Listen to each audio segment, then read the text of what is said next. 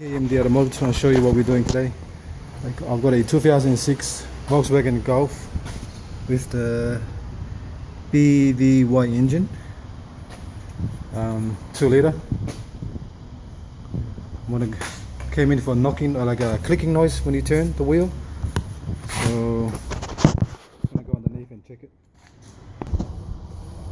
As you can see, that's the right hand side outer CV boot is split and all the grease coming out. So after a while it's going to get dry and damage the universal joint. Sorry, the CV joint. And what I found is on the other side as well.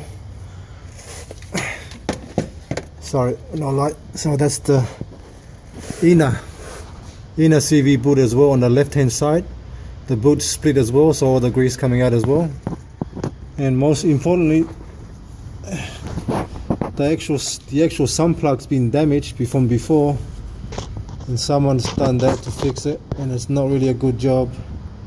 It's actually leaking out. So probably, if you ask me, the most important thing is to fix that, plus the CV joint, outer and inner. Okay, we'll go from there. I'll contact the customer and we'll go from there. Thanks for watching, and please subscribe.